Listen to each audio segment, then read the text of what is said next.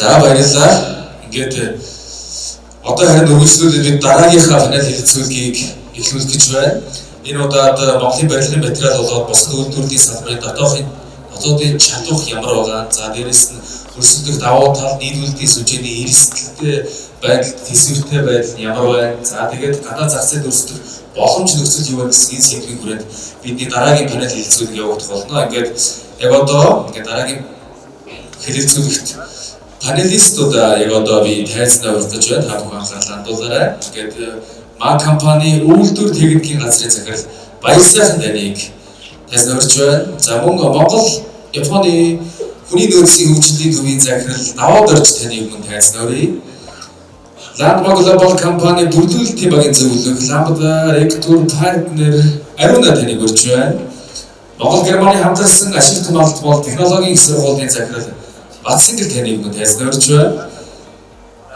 За хамгийн сүүлийн панелистаар Монголын эрчим хүчний аудиторуудын холбооны төлөөлөл өдөр төсвөрлийн дарга шинжилгээ ухааны технологийн их сургуулийн инженер Ган Хоёг таныг урьдчилж байна. За энэ бүрэлдэхүүнтэйгээр өнөөдрийн манай дараагийн панел хэлэлцүүлэг явуулах болно. Энэ удаагийн хэлэлцүүлгийг чиглүүлж модератораар удирдан явах хүн бол Үнэн Ньюсийн хамтран үүсгэн байгуулагч цогт бэлгүүн дээр юм аа. Ингээд та бүгдийг тайлснаа урьдчилж байна. Сайн санаа та бүхэнд энэ өдрийн мэдээг хүргэе. Тэгээд хэдүүлээд хугацаа маш бага учраас 5 зочдтой учраас хэлээр айлтгах үрдүнтэй хугацааны хийх гэж хичээцгээе. За тэгээд өнөөдрийн манай сэдв бол ажил хүчний сорилтаа өсвөрийн хөгжил гэдэг ийм сэдвээр ярилцгаа. Миний аваад цогт бэлгүүн дээр гэдэг бэлгүүнийг судалж байна. Тэгээд бид 4 чиглэл 30 минут ярилцах учраас юм нь бол хариулт бүрнийг дунджаа 2 минут орчим байх болно. Тэгэхээр хэрвээ би баярлаа гэж хэлсэн гэдэгтээ маань асуултаа хариултаа зогсоогоорой гэж хэлсэн. Би нэг өгний яриад асуултаа юм уу тэгээд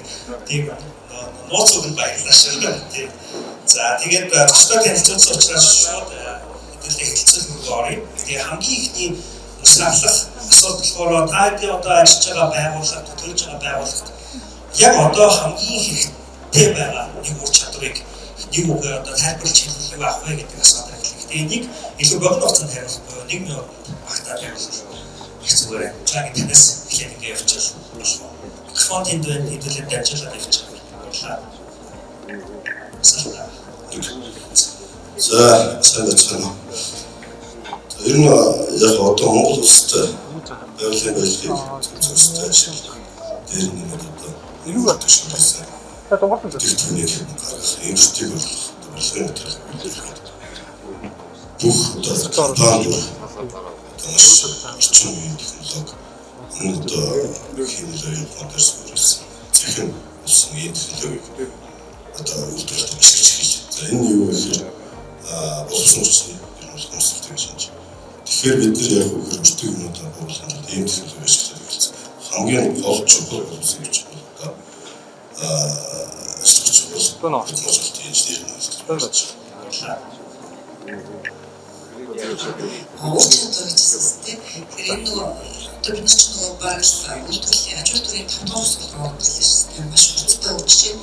Тэгэхээр энэ үед бол хүн болгоо аюул суралцах хэрэгтэй болсон байна. Хамтын техник болсон байна. Тэгэхээр нөгөө хөрөх чадвар сайтай маш зөвхөн одоо суралцах чадвартай тийм үр чадвар аюул хэрэг болж байна. Дээрээс нь түрүүлсэн үеийн аюул хийсэн учраас програмчлалын томилогтой тийм үс хэрэгтэй юм болж байна. Чухал чадвар орчин гэж хэлж байна.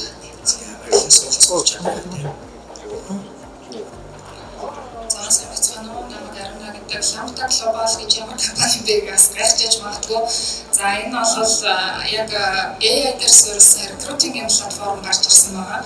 За тэгээд манай компанид шаардлагатай ур чадварыг нэрлэх юм бол бид нар одоо хин ямар ур чадвартай байна, ажлын байран дээр ямар ур чадвартай шаардлагатай байна гэдгийг ингээд матч хийж идэг. Одоо тэр ур чадварыг манай компани ажилтнуудын хувьд бол хамгийн өндөр эрэлт хэрэгцээтэй байдаг.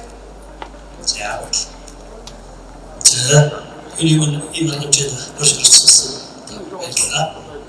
Манай хорд барилгын салбарт сургалтын байгууллага учраас сайн хөөсөж байгаа. Гэхдээ ерөнхийдөө бодоход аль ч байгууллагын шинийг санаачилдаг, сэтгэн боддог ийм ур чадварыг хамгийн шаардсан гэж байна. За сайн. Тухайн технологийн сургуулийн арай барилгын чиглэлтэй төлөөлж ирсэн.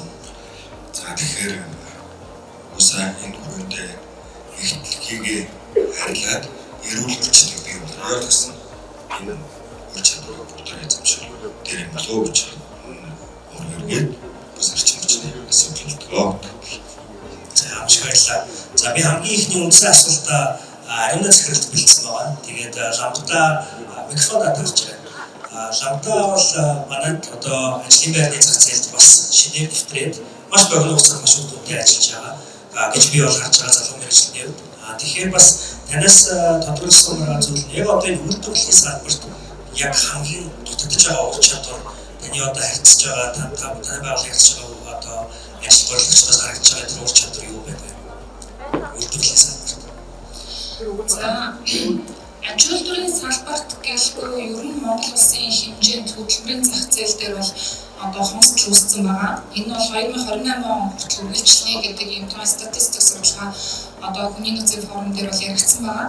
Тэгэхээр энэ дотор аж үйлдвэрчлэлтийн салбар дотор хамгийн хэрэглэлт хэрэгцээтэй ур чадвар юу юм бэ гэхээр нөгөө эргээд үйлдвэрчлэлтийн одоо автоматчлалт тэгээд дижитал шилжилт гэдэг зүйл эхэлсэн учраас энэ дээр яг ийм одоо технологийн ур чадварууд түрүүн барьсан захирлаас хэлжсэн автоматжуулалтын инженер за одоо AI интеграцчлалын инженер гэдэг ч юм уу илүү юм нэг дижитал суртын инженерүүд маш их хэрэгтэй. Тэгээ мөн үйлдвэрлэлийн салбарт болохоор одоо нөгөө яг энэ үйлдвэрчлэлтийн автоматжуулалтыг хянах интеграцийг зөв удирдах одоо зорилгоор төслийн бас ур чадвар өндөртэй инженерүүд мөн одоо Six Sigma буюу үйлдвэрлэлийн процессыг хянах чадвартай ийм инженерүүдийн эрэлт хэрэгцээ бол маш их байгаа гэж харж байгаа.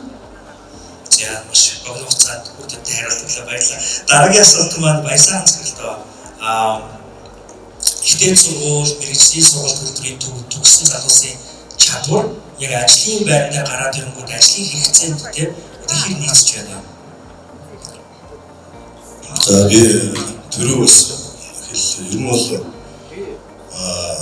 Монголын байгалийн барилгаас бүх юм гарч байна. Ер нь бол нүрс ч юм уу тийм алт ч юм уу бүгд боловсруулах хэрэгтэй. За дээр нь нэмээд одоо энэ импортыг оруулж бүх барилгын материалыг хийж бий болох эцэг бүтээгдэхүүн гаргаж ирэхэд ерөөсөө бас үйлдвэрлэж байгаа. Ер нь боловсруулах үйлдвэрлэж байгаа. Тэгэхээр гол мэргэжлийн бол ерөөсөө тэр санитар хэмжүүлэлтийн процессын зэрэг болчихж байгаа. Тэгэхээр бид нэр энэ мэргэжлийн энэ хүмүүс маань одоо яг сургууль төгсөөд гарч ирэхдээ ихтэй сургууль төгсөөд гарч ирэхдээ юм чадамжтай. Нэгдүгээр нь бол юм бол бид хомсдолтой. Хомсдол маань юу нэс гэсэн юм бэ? Улсын саналтай нэг одоо ихтэй сургууль гэдэг дөрвөн жил болов. Тэр нь одоо политехник коллеж, 8 одоо политехник коллеж. За энэ дөрвөөс төгсч байгаа хүмүүсийг л одоо бид нэр аваад ажиллуулсан гэдэг хүлцэн одоо. Яг тэгэхээр одоо өмнөх танилцуулгууд ирсэн явлаа шүү дээ. Зөвхөн мар компани хөтлөхөд одоо барилгын материалын үйлдвэрлэлийн процесс чиглэлээр ажиллаж байгаа. 1500 орчим ажиллаж байгаа гэхэд ахаад одоо саяны танилцуулсан 2-3 аж үйлдвэрийн төслүүд хэрэгжлэгийг энэ 2-3 дахин нэгтгэх. Тэгэхэд энэний чинь өөрийнх нь хурцтай өсч байгаа юм. Өөрөө тийм одоо сурах хугацааных нь тийм хурцтай болдог болж байна. Байнгын үрж тэгэхээр нэг зүйл одоо маш сонсолтой гэж байна. За дээр нэмээд хувийн аж ахуйн нэгжүүд одоо энэ шинэ технологиг гаргаж ирж байгаа нэгжүүд яаж байна. Шинэ одоо технологи төрсөн түрүү одоо сая дандаа төрсөн техник хөрөмжлөлтөд орж ирж байгаа. Ихтэй сургуулиудаас төгсөж байгаа сургуулиудын хүүхдүүд чадвар байна. Яаж юм гэхээр нөгөө програм хүмүүстээр яаж чаддаг. Тэр нэмээд одоо яг энэ шинэ технологи Европ технологийн процессыг ажиллаж байгаа мэдхгүй тийм. Дандаа энэ хуучин технологи хүмүүс сурч ирж байгаа. Тэгэхээр энэ дээр яаж юм гэхээр бид одоо мар компани хөгжсөн юм бол энэний ажлууд бол нэлээд хийгээд эхэлсэн. Яаж юм гэхээр дөрөв их сургууль одоо 8 коллежд бид нэр самжиж компаниуд самжиж байгуулсан. 25 оны хувьд бол бараг 100-аад оюутан бид нэр тэтгэлгээрүүдээс сургаж энэ юм хийж авч байгаа. Тэгэхээр бид энэ юмыг одоо хөрөнгө гаргаад энэ оюутнуудыг сургаж дадлгажуулж гэсэн өөрөө сургалтын бааз нь ийм болохоор чанартай төгсгөл байна. Тэгэхээр бид яг үхээр сая санамжчийн өрөөнд сургалтын хөтөлбөрүүдийн өөрчлөлт тийм шинэ технологи суурилсан ийм юмнуудыг бид одоо хийх нь гарцаа өрөөд дэмжиж болж байгаа.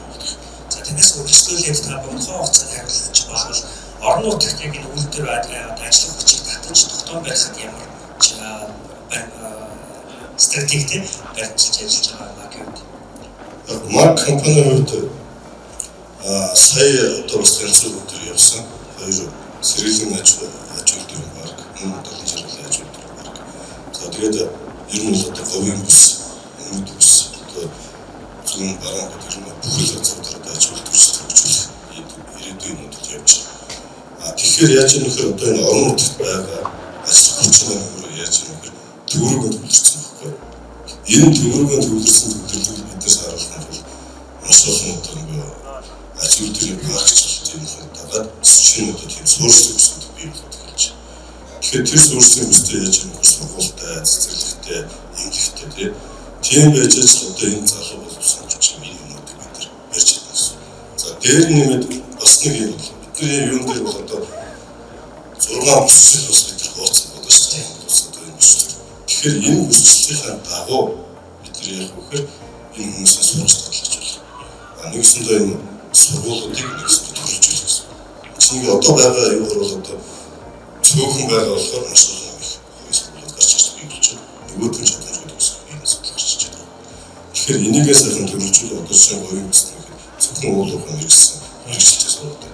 Зүүн бүсний гэхээр төвдөрч ажиллаж байгаа. Баруун бүсний гэхээр аялж болж төвийн бүсний гэхээр одоо яг энэ аж үйлдвэрч процесс ажиглалын хүмүүс маш их юм байна. Ийм болох юм бол нөгөө хэмжээнээс илүү болох нь шаарч байна. За баярлалаа. Үргэлжлүүлээд даваад очиж захирлаас асуусан микрофонод дамжуулаад өгөөч. Сая баясаан захирал хэллээ. Ер нь бол одоо аж үйлдвэрчдийн паркийн ажил бодол ялангуяа төвлөрөөд байгаа одоо ажлын хүчийг орон нутг руу чиглүүлэх шаардлагыг дурдж байна. Тэгэхээр нийслэлээс орон нутгийн хөтөлбөрийн зах зээл рүү одоо шинжлэх улсуудыг дэмжих одоо гол бодлого юу байх ёстой гэж бодож байна. Тэгэхээр дэлхийн хөгжилтэй орны туслахыг сарсан хотчлтын процесс бол байнга явагдаж байна. 1970-аад оны үед одоо хөгжилтэй орныг харьцуулахад 1 саяас дээш хамттай хотын тоо хэмжээ их ойрцсон гэсэн. Харин одоогийн байдлаар 2015 оны статистикийг харахад хөгжиж байгаа орнуудын хувьд хотчлтын энэ тоо хэмжээ хөгжилтэй орнуудынхаас дөрөв дахин их болсон. Ингээд харахад зэрэг иргэд хот руу яагаад нүүдлээд шилжих гол шалтгаан юу гэдгийг л олж харах байна. Манай орны хувьд яг бүснүүдийн хөгжлийг ярьж байгаа үсчилсэн хөгжил гэж яриад нэлээд бодлоо. Гагцхүү хэрэгжүүлж байгаа хэмжээнүүд нь шийдвэрүүд нь нэг төвөөс гардаг. Тэгээд төвлөрөөс гарч байгаа тэр шийдвэрүүд маань үндсэндээ тэр бүснүүдт яг хөгжлийг гол цом болж ийнү гэдэг дээр бас асуудал байна. Ялангуяа хүний хувьд хөдөлмөрийн шийдвэрийг яаж орон нутг руу татах вэ гэдгийг харахад хөгжөлтэй орнуудын жишээ бас хавс байдаг. Ямар нэгэн арга хэмжээ аваад ирэхэд хөдөө орон нутг руу явдаг ийм чиглэл бол их бага. Тухайн зүгээр Японы хувьд аваад үзэхэд тийм бодлогуудыг авч хэрэгжүүлэх гэдэг боловч одоогийн байдлаар хөдөө орон нутагт очих залуучуудын ус бас тийм биш вэ. Тэгэхээр ингээд харахад амьдралын нөхцөл нь ойролцоо боловч яагаад тийшээ шилжихгүй вэ гэдэг дээр бас нэлээд судлаа хэрэгтэй. Ялангуяа түрүүний илтгэгчийн ярьдаг шиг тэр боломжуудыг бид орон нутагт яаж өгөх вэ? Ялангуяа одоо бие даасан байдлыг яаж хөгжүүлэх вэ гэдэг л байна. Тэгээ орон нутгууд одоо бие даасан байдлаар шийдвэр гаргах гэхээр эргээд төвлөрсөн засгаас шийдвэр өгдөг, чиглэл өгдөг. Заримдаа зөрчилдөг ийм асуудлууд их байдаг юм шиг байна. Дээрээс нь хүн гэдэг маань өөрөө амьдралын их сайхан нөхцөлийг л хүсэж тэмүүлж чадварууд тэмүүлээд байна. Тэгэхээр тийм нөхцөлийг орон нутагт бий болгож чадчихна. Өдөр хөгжүүлэлт дэд бүтцүүд хөгжиж гэдгийг бас тодорхойлох хэрэгтэй. Тухайлбал одоо Японы хувьд бол 100 км-ийн цаанаас ажилдаа явж болж байна. Ийм нөхцөл манайд байна.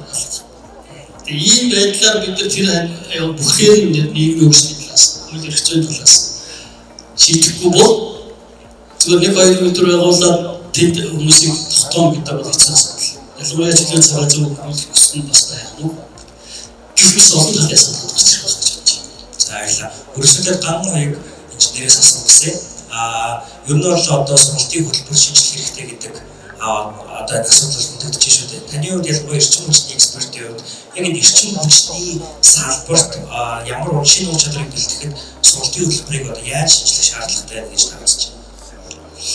За яг төлөвлөмдөө тавьсаад тэгэхээр одоо манай шинжлэх ухааны төлөв байсан болж байна.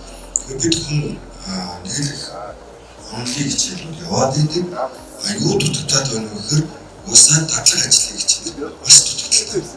Тэгэхээр үүнийг нь боловсролын юмнаас ч гэдэг юм уу сургуулиас хийж чадахгүй учраас бид нар одоо хаашаа хандаж яаж өгөх вэ гэхээр энэ томоохон групп компаниудыг одоо оролцуулах шаардлага гарч ирэл. Тэгэхээр энэ хэд маань нөгөө баазыг бэлдээд өгвөл сургаж байгаа багш манайд нь тэрэн дээр нь харин сайн бэлтгээд өгөх байна.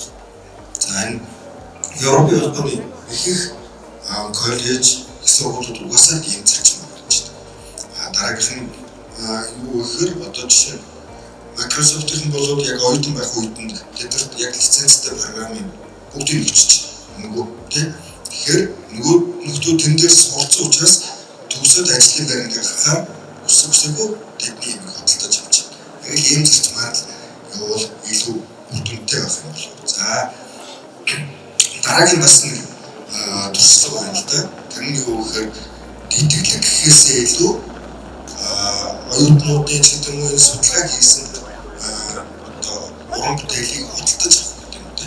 Ийм зарчим руу илүү бас хөгжөөд байна. Санагдтыг одоо шинэ санаа гаргасан бол түүний нөгөө томоохон групп компаниуд маань худалдаж авах нөгөө хүмүүс ч тэрний төлөө бас шинийг сэтгэх ийм боломжууд гараад байна. За баярлалаа. Дараагийн асуулт нь Батцангал захирлаас байна. Яг таны саяны хүндсэн агуулга буюу одоо ийм теори гэж ярьдагтэй онол сургаас гадна яг практик бол маш чухал гэж байна. Тэгэхээр танаас бүлийн хувьд бол dual system буюу одоо ийм хосолмол систем хөө онол үзэхээс гадна бас практик судалгуулсан практика хийгээ явах ийм системийг хөгжүүл явж байгаа гэж бодож байна. Тэгэхээр энэ тухайд одоо сургууль боловсролын систем талаас болоод хувийн байгууллагын харилцаа, хувийн байгууллагын оролцоо аль алиных нь үүрэг гол үүргүүд нь юу байгаа вэ? Яг дуал систем бол биш. Энэ бол Монголд одоо сайн л хойшлогдож байна. Монгол улс сайн боловсролын хууль 2023 онд одоо шинжилгээ баталгаад тэгээд бүх шатны боловсролын одоо хуулиудаа баталсан. За манай сургууль бол их сургууль буюу одоо дэд боловсролын хуулинд захирагдж явна. Мөн мэргэжлийн боловсролын хууль бас батлагдсан. Тэгээд мэргэжлийн боловсролын хуулийн дотор бол яг энэ дуал хосмог гэдэг юм боловсролын бүр яг оруулаад өгсөн байна. Тэгэхээр энэ бол Герман улсад энэ баг их нутган гэж хэлж байна. Дуал систем бол өгсөн. Энэ маш чухал систем л дээ. Яг энийг яг агуулгаар нь зөв нэвтрүүлэх хэрэгтэй. Энд бол онлоо одоо тухайн сургуультаа бэлтгээд суралцаад тэгээд ажлын байран дээр дадлагчгаа бусад мэдлэг өгч чадвартай авдаг. За бараг 30-70% харьцаатай 30% онлын мэдлэг тухайн одоо мессууд коллеж сургуулиуд их сургуульч байгаа тэр зарчим. Тэндээ бэлдээд үлдсэн одоо 70% яг ажлын байран дээрээ. Тэгэхээр тэр ажлын байран дээр тэр хүнийг одоо удирдах ур чадвартай бас инженер байх шаардлагатай болчихж байгаа. Тэгэхээр энэ систем бол хөгжихийн тулд компаниудын бас одоо хариуцлага компаниуд яг хүнийг бэлдэж авч байгаа гэдэг юм тухамсар яг тийм суугстай тэр соёлыг аль аль талаас бүрдүүлж хийж явна л да. Тэгэхээр манайд өнөөдөр одоо хуулийн батлагтай эрх зүйн орчин бий боллоо. Тэр бас нэг тамд чухал давуу тал. Энэний цаашаа яаж хэрэгжүүлж өгөх гэдэг бол бас цаг хугацаа урсан ажил байна. Ер нь бол боловсролын систем бол харьцангуй бас нэлийн ашигтай өгч байгаа. Түрүүс илүү хурдцтай авч байгаа учраас бид маш хурдан апдейт хийх хэрэгтэй байна. Түрүү хэлсэн манай панелистууд маань ур чадварууд ийм ур чадвар байхгүй илүү онлын мэдлэгтэй төгсөөд байна гэдэг. Үнэн дэд боловсролын салбарт одоо ер нь боловсролын хуулиар бол магадлан итгэмжлэлийг бол нэлийн хийдэг болсон хөтөлбөрүүд дээр тэр хөтөлбөр гэдэг бол хөтөлбөр сайн байж тэр хүн амин сайн мэрэгчлэн болж гарах хэрэгтэй юм. Тэгэхээр манай сургуулийн хувьд болохоор олон улсын буюу одоо Германы яг инженерийг бэлтгэдэг хөтөлбөрийг нутагшуулсан онцлогтой. Тэгэхээр нутагшуул энэ хөтөлбөр дотор нь Германы инженерүүд бол ерөөсөө практик зориулсан байдаг. Тэгэхээр практикийн цаг өндөртэй тэр дадлага сургалтаараа илүү одоо мэдлэг ур чадвар аавна. Дээрээс нь онлайн хичээл дотор нь одоо тэр бусад хичээлүүд дотор нь хамгийн гол нь тэр soft skill-ийн ур чадвар төсөл хичээлээр дамжуулан төсөл дээр одоо хамтаа яаж асуудал шийдвэрлэх тэр ур чадварыг суулгах гэсэн энэ концепцууд дотор нь орсон байдаг учраас энэ хөтөлбөрөөр даваад гарсан хүмүүс бол харьцангуй одоо ур чадвар сайтай болж байгаа. Тэгээд ажил олгогч бол энэ маш хариуцлагатай өөртөө орж ирэх ёстой. Ганцхан хэрэгжүүлэх газар учраас тэгээд маа компаниас одоо яг оюутнуудыг ингээд хадгалах туцаагаар авдаг дэмждэг өнөөс бол оюутнуудыг бас одоо тэтгэл хөтөлбөрөөр хамруулж авч байгаа. Тэгээд тэрэнд бас одоо үндэсний хөтөлбөрч маа компанид бас баярлалаа гэж хэлмээр байна. За баярлалаа. Дараагийн асуулт маань даваадор захирлаас байна. Тэгээд би юу таны сургууль дээр 2 удаа очиж ирсэн захирлын сургууль дээр тэгээд эхний удаа болохоор нэг ихтгэл тавих гэж очиод хоёр дахь удаа болохоор нөгөө орчинд аягүй гоё болохоор ханд явж исэн хүмүүстэй ингээ харуулах гэж очиж ирсэн байна. Тэгээд түрүү бас нөгөө орчин амьдрах орчин ямар чухал вэ гэдэг хэдүүл ярьлаа шүү дээ. Тэгэхээр орон нутагт одоо ажиллахад энэ ажлын хүчийг тогтоон байхад төрийн зүгээс үзүүлэх ёстой бодлого юу вэ гэдэг асуултыг даваад үзүүлсэн. За одоо би төрийн шийдвэрлээс яг хэлсэн. Зүгээр өөрийнхөө бодож байгаа тэр өнцгөөс хариулаад үзье. Тэгэхээр төрөөс хүн яагаад тэр газар руу тэмүүлдэг вэ гэдэг асуудал. Тэгэхээр эдгээр салхины өндөрч гисэн дэд үзэж нийгмийн хөгжлийн сургалтанд очиж ажиллах болцдог байна. Энэ бол Японы жишээ. Одоо Японы хотын болон хөдөөгийн амьдралын яг нөхцөл бол нэг айхтар зүйл байхгүй. Гэтэл одоо хөдөө орон нутаг эзгүүрч ирдэг асуудал тэнд ч бас юм. Ингээд бодохоор чухал юу тэнд одоо татах гэдэг асуудлыг хийсэн асуудал байна. Ялангуяа манайх шиг дэд бүтцийн хөгжил байхгүй орон нутагт хүнийг татна гэдэг ямар үнцэг байж болох вэ? Энд дээр төрийн бодлого гэх юм бол нэгдүгээр орон нутгийнхаа шийдвэр гаргах эрх мэдлийг нэлээд өргөжүүлмээр юм байна шаардаад. Орон нутагт өөрийн татврын хөнгөлт үзүүлж чаддаг. Орон нутагт газрын одоо үйлдвэр ажлын газруудад тодорхой хэмжээгээр одоо өгөх гэдэг нь юу вэ? Ашиглуулах ийм эрх нь өөртөө байдаг. Тийм ээ? Тэгээд тодорхой хэмжээний одоо орлогын их өсвөрийг бий болох бүрдүүлэх ажил нь тэндээ бас орлого өгдөг ийм байна. Тэгэхээр одоо бол орон нутгийн төсөв, төлөвлөсөн төсөв бид харахаар эхлээд төлөвлөсөн төсөвтэй өгчхөд дараа нь орон нутгууд эндээс гойж авдаг ийм систем хэвээрэл энэ социализмын систем хэвээрэл гэсэн. Энэ хуваарлтын системийг бүрэн өөрчлөөд дийлэнх хувь нь орон нутагтай байдаг бол тэнд хэрэгслийг сайжруулах эрх нь орон нутгийн хүмүүс байна. Тэгээ энэ утгаараа тэнд хүнийг татах юм болов гэж бас үйлдвэрүүдийг татах юм болов гэж үйлдвэр ажиллах орчин байна.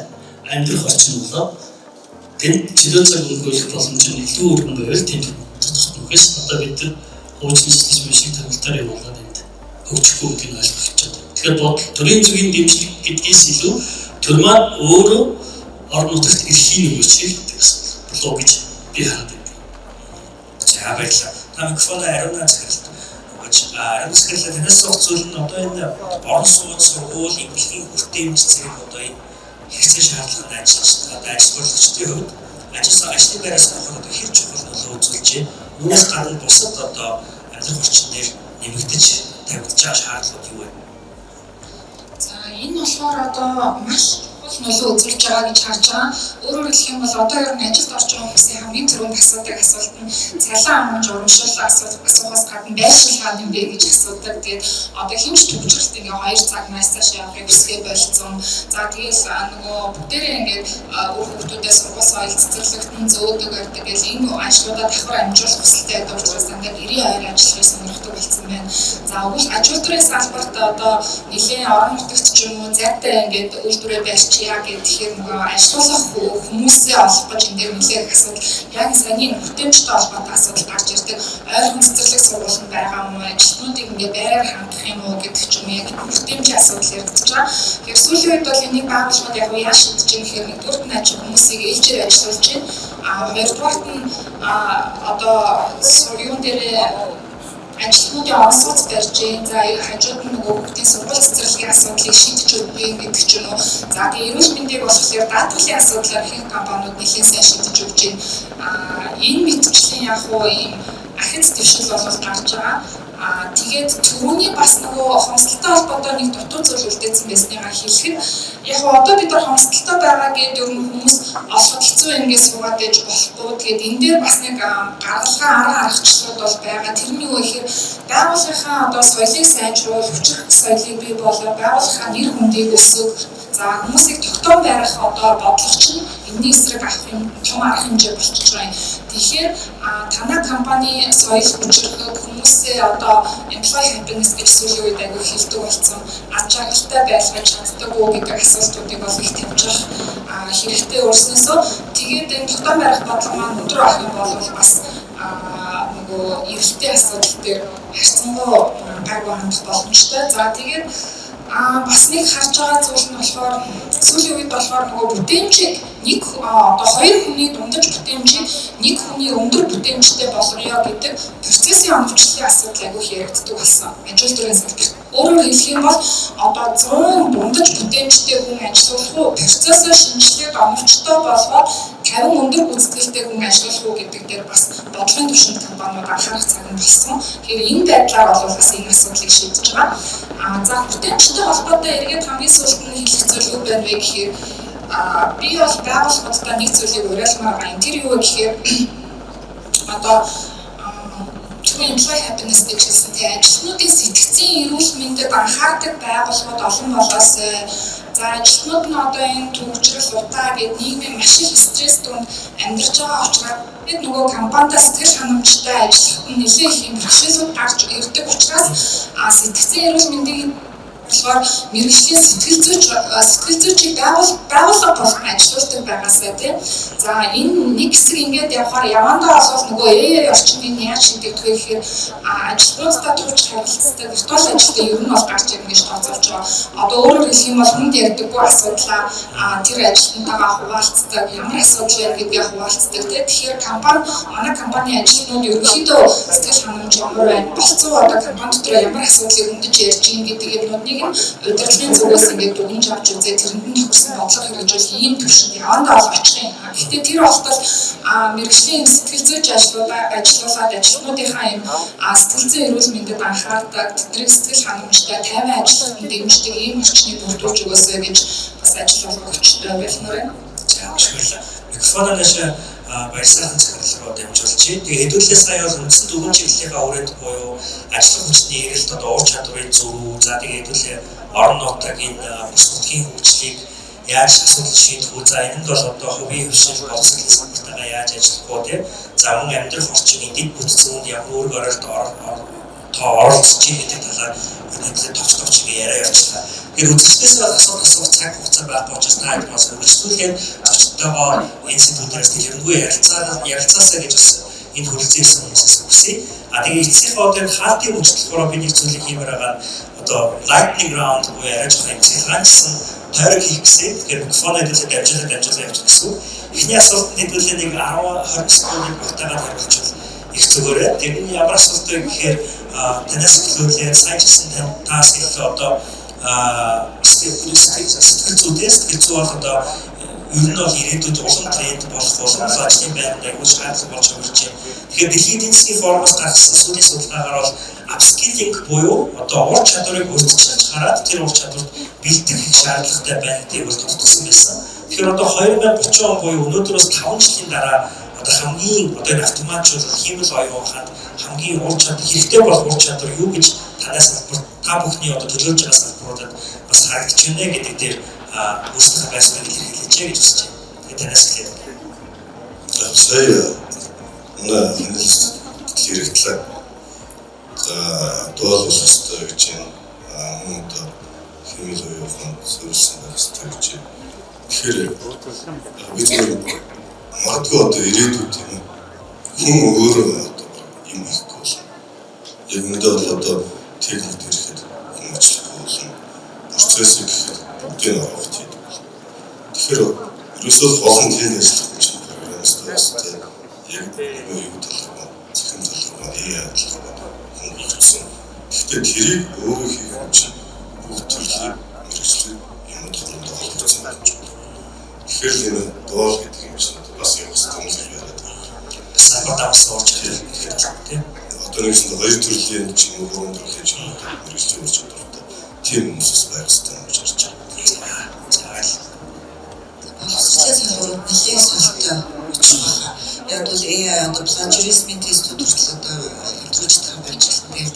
Тэрнтэй холбоотой мэдээж олон софтверууд гарах хэрэгтэй. Тэгээд яг энэ үед бол багш нар яаж одоо ойртууд үздэг үе ChatGPT одоо энэ дээр ажилласан юм байна шүү дээ. Тэгэхээр тэрнийг яаж боловсролын юу хөтөлбөрийн агуулгад оруулж хөтөлбөрт яаж тэрийг эргээр ашиглаж болох юм гэдгийг нэлээд сайн бодох хэрэгтэй болох хөтөлбөрийн одоо сайжруулалт дээр.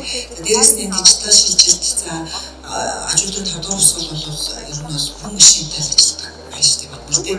Тэгээд робот хүн машинтай ажилладаг тэрнийг одоо удирддаг тэр хэмжээний ур чадварыг суулгахын тулд бол боловсролын салбар ажиллагч нь нэлээд том сорилттой болох байх. Тэгээд тэрнийг бол хүн мэдээж машинаас илүү болох байх хэрэгтэй. Тэгээд давхар хэвчээ шүү дээ. За ажилласаа. За ур чадрын тухай одоо ирээдүйн ур чадрын тухай яг бол дахиад нөгөө AI-тай холбоос ярих гэдэг юм л да. Тэгээ робот бол хүний хийж чаддаг маш олон зүйлийг угаасаа хийдэг болно. Тэгэхээр хүмүүс бид нар эндээс юугаараа одоо ялгах онцлогтой юм бэ гэж харахаар компаниуд ажилтнуудынхаа сургуулиуд боловсролын систем шалгахгүй хүүхдүүдийнхээ soft skill буюу зөвлөн ур чадварыг л одоо маш сайн хөгжүүлэх ёстой. Зүрх сэтгэлтэй одоо чин сэтгэлээсээ юмыг харж чаддаг, ажиллаж чаддаг тэр одоо ажилтныг хүнийг бий болгоход л бид нар анхаарах ёстой. Тэгэхээр байгууллагууд одоо хүмүүсийн soft skill-ийг одоо хөгжүүлэх тал дээрээс нэлээд их түлхүү анхаарч яаж бид нар одоо яг энэ эр үеийг бас амжилттай давж туулна гэж бодож байна. За ашиглаа. Тэр бас хэлчихлээ. Тэгэхээр би бол хамгийн чухал ур чадвар хүн байх чадвар байх гэж боддог. Тэгээд альва микс болох чадвар гэж байвал аль салбарт ажиллах юм боломж нэмэгдэх ухаал гэж харж байна. За дутагт арай өөр юм ярих хэрэгтэй боллоо. За ирээдүйд ер нь миний бодлоор бол шинжилгээ хийж чаддаг хүн л нэлээд бүтэнтэй байхтай. Тэгэхээр энэ шинжилгээ хийх гэдэг чинь тэр хүн маань өөрөө эмнэлэгтэй туршлагатай болсон юм шиг нэлээд авч нөгөө хүн бас юугаар илүү ихээр бодчихдээ сэтгэл чадвар байна. Тэгэхээр тэрэн дээр л одоо голчиж явуулах гэж байна. За маш баярлалаа. За одоо микрофон буцаанаас татах сүүлийн асуулт байна. Тэрнээс эхэлж байна. Тэгээд тэр асуулт маань юу вэ гэхээр маш олон зочд маань ирсэн байгаа учраас та бас зочдтой уриалах байдлаар маргаашнаас эхлэн та одоо ажлын хүчний ур чадвараа сайжруулахын тулд хийх нэг бодит алхам таны одоо хувьд юу байх вэ гэдэг дээр бас санал бодлоо олцчихъя гэж хүсэж байна. Хатж болно шүү. Тэгээд юу ч явах боломжтой. Яг энэ угаасаа өөрийнхөө баримтлаж явах зарчим руу явчих. Альва юм сэтгэлээсээ гэж байвал төрүүлж байна гэж үздэг. Баярлалаа сэтгэлээсээ. За хамгийн чухал удирдлага ажилтны хоорондох ойлголцлыг л илүү сайн болгох хэрэгтэй байна. Тэгэхгүй бол хоёр өөр тийш харцдаг ийм байдал үүсдэг. Олон ажилчдаа нэг зүг рүү харуулах энэ чадвар ажил болов гэж бодож байна. За маш баярлалаа. За сүүлийн үед хүний нөөцийн салбарт хамгийн их яригдж байгаа нэг зүйл бол diversity гэдэг юмыг аягүй их ярьдаг болсон. Тэгээ энэ нь болохоор өөрөө олон ургалч үзэл буюу олон зан төлөвтэй тэр ажилтнуудыг нэг дор зөв менеж хийж ажиллах тухай. Өөрөөр хэлэх юм бол тэртээ тэргүй өөр орчинд өсөж хөрмөжсөн өөр зан төлөвтэй хүмүүсийг бид нар байгууллага дээр ингээд нэг юм юунд оруулах гадах шаардлагагүй чи заавал ийм байх хэрэгтэй энэ гэдэг нэг зарчимд оруулах гадах шаардлагагүй. Тэртээ тэргүй одоо хүн болгон өөр гэдэг тэр зүйлийг нь ойлгоод бүлийн зөвшөөрөөд ажиллах нь бол маш чухал болсон юм аа гэдгийг бол дурдахыг хүсэж байна. За тэгээ ур чадвар буюу апскилийн хувьд бол сая юуны Сингапурын конференц дээрээс бас гарч байхад ер нь бол одоо суралцагч байгууллага ажилтнуудаа хөгжүүлж чаддаг байгууллага бол хамгийн түрүүнд урагшаа одоо харж явах боломжтой. Тэгээд яг манай Монгол компаниудын хувьд ажиглагддаг нэг зүйл юу гэдэг вэ гэхээр хүний нөөцийн удирдлагын одоо тогтолцоо гэдэг зүйлийг ганцхан хүний нөөцийн л мэдэх ёстой юм шиг ингээд орхичод байдаг. Гэтэл энэ чинь өөрөө тулгамдж байгаа асуудал болоод байгаа учраас энийг дундчны менежерүүд, удирдах төвчний ажилтнууд бүгдээрээ маш сайн судалсан, ойлгодог байх ёстой. За тэгээд нөгөө ур чадварыг нь дээшлүүлээд ингээд карьер ахиулаад явахаар ямар асуудал гардаг вэ гэхээр ялангуяа одоо энэ үйлдвэрийн салбар, барилгын салбарын аюулсаа мэдж байгаа маш сайн инженерүүдээ ингээд нөгөө карьер апигээс дундчны менежерүүд дээр аачаа тавьчихдаг. Тэгэнгүүт нөгөө хүмүүс нь юун дээр фейлддэг вэ гэхээр нөгөө эхлээд заавал тэр хүмүүсийн чинь манлайлах ур чадвар, менежментийн тэр ур чадварыг нь суулгаад, сургаад, тэсний дараа тэр мессен дээр авч тавих ёстой байж л тэрийг нь бэлтгэхгүйгээр аваачаа тавьж байгаа нөгөө хүмүүс чинь нөгөө инженерийн сайн хийдэг хүмүүсттэй харилцаж чадахгүй ч юм уу зөв одоо менежмент хийх дээр асуудал үүсч эхэлдэг. Тэгэхээр ер нь бол бүх одоо компаниуд ажилтнуудтай апскил хийж ур чадварыг нь сайжруулж одоо тэр тухайн зөв ажлын байран дээр нь тавихаас өмнө нь заавал тэр шаардлагатай ур чадварыг нь сургаж бэлтжиж тавьж хараа гэж ойлгомоор. Бас харуулаад хэлэхэд олон янзын хүмүүстэй ажиллах тэр ур чадварыг бас дурдсан байна тийм. Энэ зааланд байгаа хүмүүс өнөөдрөөс эхлээд юу хэрэг гэсэн чинь энэ зааланд бол мэдээж одоо төрийн болон төрийн бус байгууллагууд дээрээс нь ажил олгогч нар байгаа, ажилтнууд бас байгаа. Тэгээ ажилтнуудыг бэлддэг сургалтын байгууллага байгаа. Тэгэхээр хүн бэлдээд ажилд оруулна гэдэг бол ажил олгогч нар маань бити одоо энэ бол сургалтын байгууллагын ажиллаа гэж бити хараасай. Сургалтын байгууллагууд ч гэсэндээ одоо EBS-ээс ирж байгаа хүмүүс биш байна гэж бити хараасай. Энэ бол Монгол хүнийг Монгол ур чадвартай одоо хөдөлмөрийн зах зээл дээр өндөр үнэлгээтэй ийм хүн болгож бэлтэж байгаа учраас бидний бүгдээрийнх нь одоо хамтарсан ажил байх юм шүү. Ажил олгогч нар маш одоо маргааштай энд бас оролцох ёстой. Сургалтын байгууллагч гэсэн үнийг дагаад одоо хүлээж авдаг, өөрчлөгддөг, шинжлэгдсэн ийм одоо нэлээд уян хатан ийм сэтгэлгээтэй ийм сургалтын байгууллага болох ёстой. Тэгээд бид нар бага насныхаа хүүхдүүдийг одоо инженерүүд л одоо дутагдаад байна шүү дээ. Монголд ч одоо сайн статистикээр ерөөсөө 150 мянгад оюутан Монголд суралцж байгаагийн 7900 нь инженерээр сурч байгаа гэж байна. Барилга болон ер нь инженерийн чиглэлээр. Энэ бол аюул нэлээд тоо гэдэг байхгүй. Тэгэхээр энэ тоог өсгөхийн тулд тэр бага наснаас нь ирж байгаа хүүхдүүдэд степ боловсролыг ойлгуулдаг болох ёстой.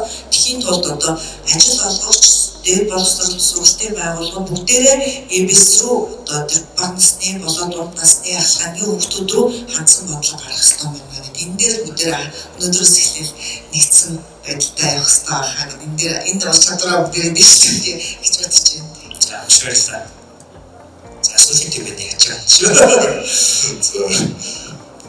Энэ дээр зүгээр өөрийнхөө бодлыг юу сая ихэдээ бас нэлээд юмнууд хөндөж шүү дээ.